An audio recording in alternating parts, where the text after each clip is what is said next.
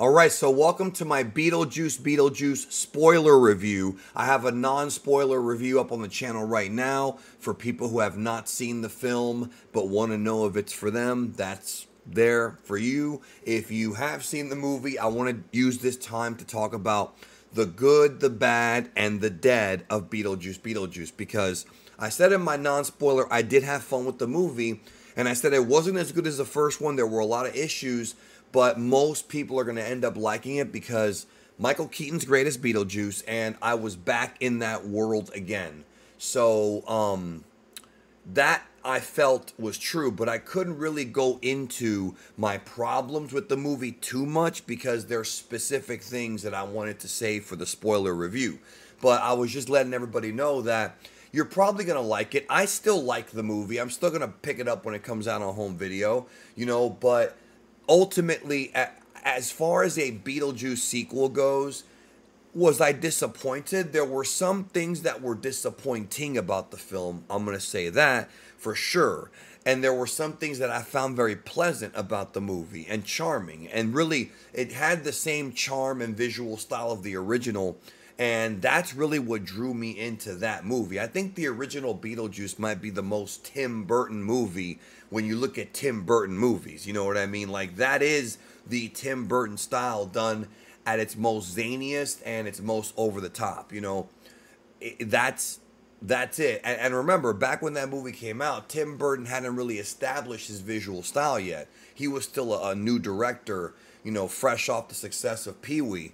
So it would obviously take a few more years before we started to see, like, okay, this is a pattern here. But he was on fire back then. The real problem with this movie, I think, is that the movie kind of gets lost in the second half. I feel like the first half is much more focused. I think even though things happen that are sort of out of left field, the characters, we get reintroduced to the world. We get reintroduced to Lydia and her family. And we're immediately kind of struck by Jenna Ortega's character, Astrid, her daughter. She's supposed to be somebody that we can relate to, but I think if you are a fan of Lydia from the original movie, I think it makes Jenna Ortega's character come off a bit more unlikable, only because we know that Lydia has good intentions. We know that. So because of that, Winona Ryder's character had to be the heart of the film. And she has to be the heart of the film because the heart of the first movie are the Maitlands, Alec Baldwin, Gina Davis's characters, and they're not in this movie. And one of the things that was a bit, like, it was funny because I feel like Tim Burton was doing it to make fun of other movies that do this, or maybe it was lazy, is that it's a one-line thing where Lydia just says they found a loophole and they moved on. So, whatever. Like, I accepted it because, even though, I accepted it because I thought it was just a funny little joke that, okay, like, you're not supposed to remember them, let's move on type of thing. But also, it reminded me of how important those characters are to this franchise, at least to the first movie, because they are the heart of the movie. They're very lovable characters, and they are the lead characters. Even though Lydia is a lead character, the story really is about the Maitlands and the Deeks family coming in.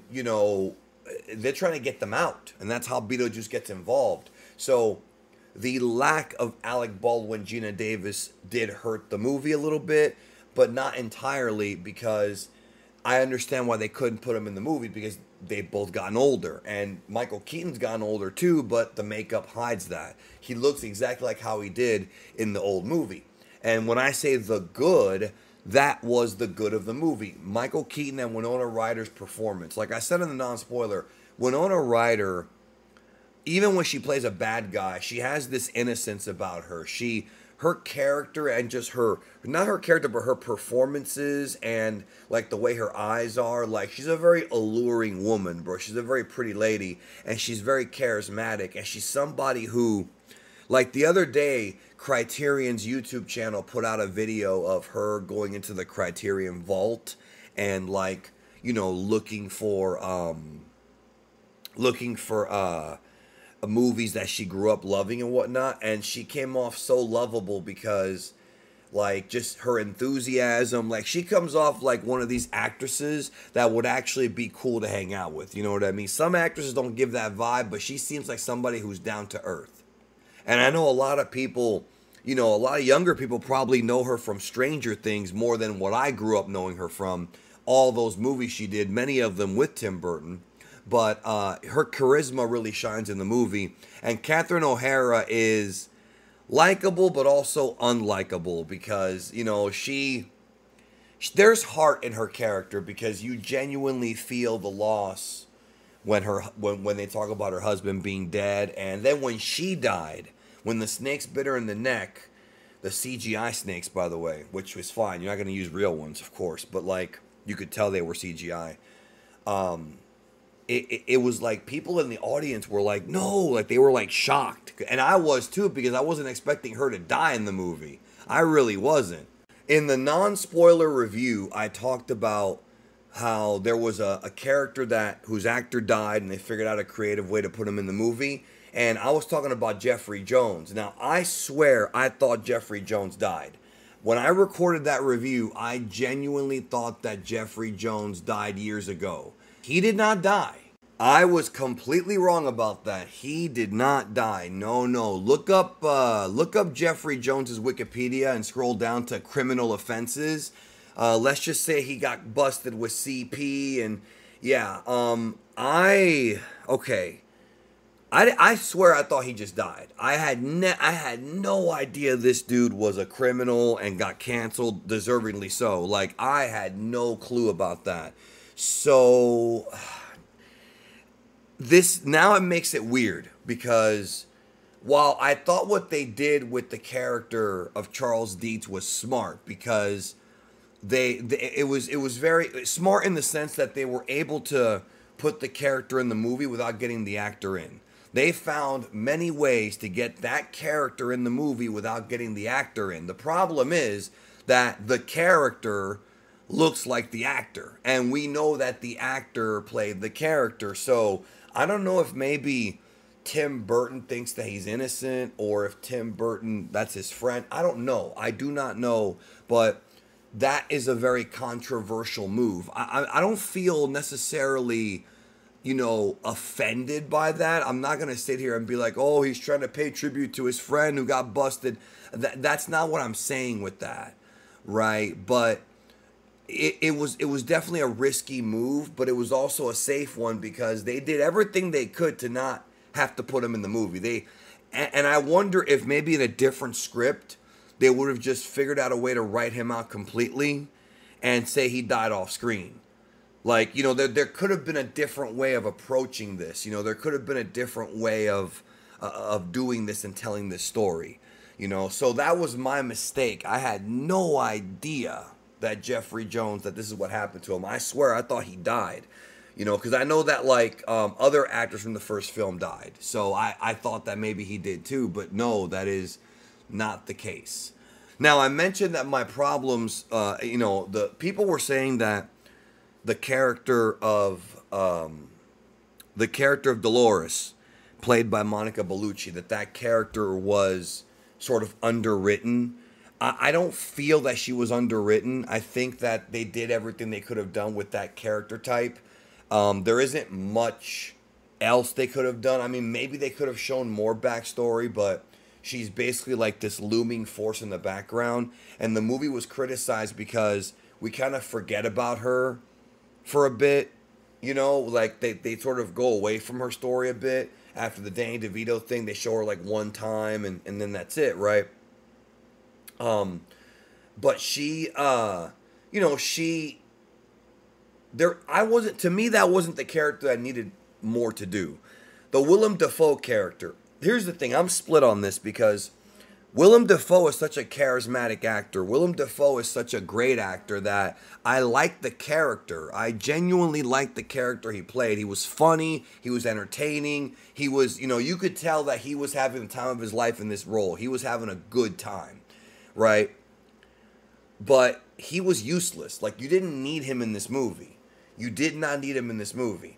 And when it comes to the third act, like, I'm over here thinking he's going to actually do something somewhat interesting when all he really does is just, you know, basically give like speeches. That's all he really does.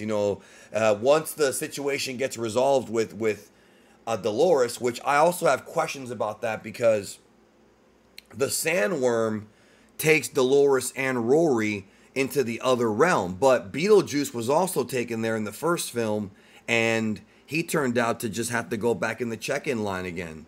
And so I'm wondering, like, okay, well, where's that going to lead? Like, is she just going to be stuck? Are they going to trap her in the sandworm, like, planet that they said was, like, somewhere near Saturn or whatever? They actually pointed that out in this movie. Or is it, like, or is she actually gone? Like, because she's a soul sucker, and if she has the power to kill people who are already dead, like, that makes her extremely powerful. She can kill you to where, you don't come back, like Bob. Poor Bob, man. Danny DeVito was the first one to get it. Bob got it later in the movie. Poor guy was just trying to do his job.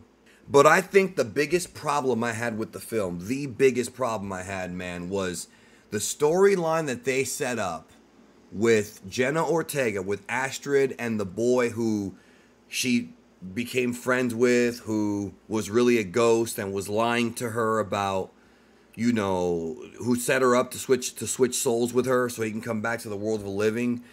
That was going down a very interesting direction, and then literally they resolve it. Beetlejuice opens a hole and he goes to hell. That's literally it.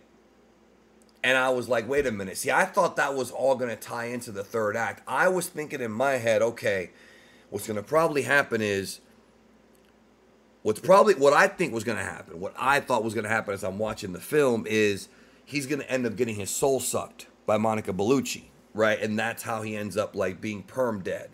That's not what they did here. Instead, even before the third act, which is in the cathedral, the last big sequence of the film, even before that, they closed off the character. And I just felt like that plot of Lydia having to go into the demon world to make the deal with Beetlejuice, it was all coming together there, and it just feels like, I don't know, maybe it felt like there was a lot of ideas, and it felt like as they were putting the script together, maybe they weren't sure how to properly close it off, so they just said, fuck it, let's just close it off before the end. Like, that could be something. It just felt like very sloppy, very, very sloppy. And then by the end, the final sequence with Beetlejuice and Lydia, where they have like the musical number or whatever, where Beetlejuice is singing, and it went on a little bit too long. I do like that song, and I like what they did with it, but it went on a bit too long. I felt you didn't have to play the entire song. And all I was thinking was, okay, you're wasting all this time when you should just marry her already so you can get the deal done.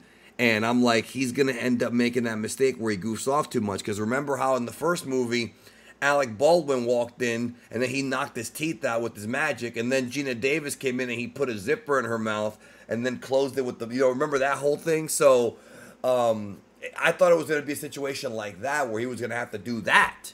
But that's not what happened. So, and then the fact that, like, the daughter opened up the book, the handbook of the recently deceased, and, like, quickly found what she had to do in, like, seconds. Very unrealistic, man. I understand she might have psychic powers, dude, but even the Maitlands who were dead had to skim through that book a bit more. It felt very rushed. Like, it felt like they had that long dance sequence, and maybe Tim Burton didn't want to cut any of that stuff out. So instead, he just played the whole dance sequence and then rushed to a conclusion. So it is what it is. The Beetlejuice baby I thought was hilarious. I actually did. That one's going to be a mixed bag for some people because what's weird about this is if that were any other movie, I probably would have found it stupid and unfunny. But for some reason, for me, and I'm just talking about me, anything that's tied to Beetlejuice, I somehow forgive it. Maybe because I'm familiar with the character being over the top. Like, the Beetlejuice was a Looney Tune. Beetlejuice was a living cartoon character. Beetlejuice in the first film was like Jim Carrey's The Mask before Jim Carrey's The Mask. And they did some of that in this movie too. So you already go into it expecting things to be just this surreal reality and like just over the top, you know, cartoon zaniness. Beetlejuice is a very unique franchise. It's a different kind of horror comedy. And so when I saw the Beetlejuice baby, I thought it was pretty funny. I really did. The dream that Lydia had at the very end of the film was a good touch. That was a nice touch. And it seems like, is he gonna keep haunting her, bro? Is this not over yet? Like, is that leading up to another movie? I don't know. For some reason in this movie, a lot of the things that I would have disliked in other films, I sort of forgave in this one a bit, because maybe it was the fact that I was so happy that Michael Keaton was able to play Beetlejuice again. Maybe that's what it was. I don't think it was all the nostalgia, because while there were callbacks in this movie, there was obviously a few, and some of them felt forced, you know, I thought. Having the orchestra sing, you know, the Banana Boat song during the funeral was maybe a little forced and unnecessary. It was fine to have in the trailer, but maybe not needed for the film itself. That part to me was not necessary, but I didn't look at this as like a nostalgia thing. I really didn't. I just wanted to be entertained, but I also went into it knowing, listen, Tim Burton is not who he used to be. Don't expect this thing to be anywhere near as good as the first one. Just try to appreciate what it's giving you, and I did. You know, it gave me more of the afterlife. It opened up the lore a little bit, and it brought, you know, Lydia Deetz back and Beetlejuice back, and that's cool. You know, that's a cool thing. You know, maybe I'll take some time and watch a couple episodes from the cartoon and revisit that, because I remember that show being a huge show when I was a kid, and I actually saw the cartoon first. So when I saw the movie, I was like, wait a minute, so Beetlejuice, I thought he was best friends with Lydia. And in this movie, yeah, no, they're not bosom buddies, although they do need each other for different reasons. In this movie, you know why. So when I say like the good, the bad, and the dead in the title of the video, I was talking specifically about Jeffrey Jones, because like I said, I didn't know he was dead, but his character died in this movie, and it was really clever how, you know, you saw the Charles Dietz without the head, and it was crazy how they got him in the movie without getting him in the movie. You know, like I mentioned earlier, that I'm saying that set design was very creative. Like that was a very, very creative idea. Like that's very creative stuff. Even though his face is in the film when Beetlejuice opens up the newspaper, somehow like people in the afterlife have access to like living newspapers, but I guess whatever. It's basically the afterlife in Beetlejuice is like very much like the real world, and that's why it's funny. People have jobs, and you know, it's not just, you know, hey, you go to heaven. There's people who are like gatekeepers, and there's the great beyond, and there's the soul train, the pun that they used multiple times, which I got the pun. I don't know if that's, I don't think that was meant to be racist. I think it was based on the Soul Train TV show, which Tim Burton probably saw when he was younger, and so did the writers of the film. Like, I don't think that that was necessarily like racist at all. I thought it was a cool joke. I thought it was funny. It wasn't hilarious. It wasn't funny. It was more clever. Again, it didn't need to be revisited that much, but it was fine for what it was, and it just shows how, you know, again, this afterlife, this version of the afterlife is very goofy, very not serious, and that's what made it fun, and ultimately I had a good time with the movie. You know, I don't regret seeing it, and I almost didn't want it to end at some parts. Like, I wanted to stay in that world. You know, strangely enough, that world is strangely comforting. You know, I know that it's very morbid to talk about death, but in a weird way, Beetlejuice, and I've heard that Beetlejuice has helped people cope with death. You know, for some people, it is a very comforting world because it's grounded, but it's also hopeful, you know, but also dangerous for people like Dolores running around. So yeah, those are my spoiler thoughts on Beetlejuice Beetlejuice. Again, some people are gonna love it. Some people are gonna dislike it. I don't know if anyone's gonna straight up hate it. I don't see how you could with Michael Keaton being Beetlejuice. Maybe if you hate the first one, I don't know. But if you didn't like the first one, you ain't gonna like this one. I don't think. If you've never seen the first one, I could see somebody seeing this one and liking it, and then wanting to check out the first one, and then watching it saying, "Yeah, this one was way better. I understand now." Because the first one, had heart, and it was much more tighter written. It was a much better script than this one. This one felt like it was messy near the end. Anyways, man, those are my thoughts. Take care.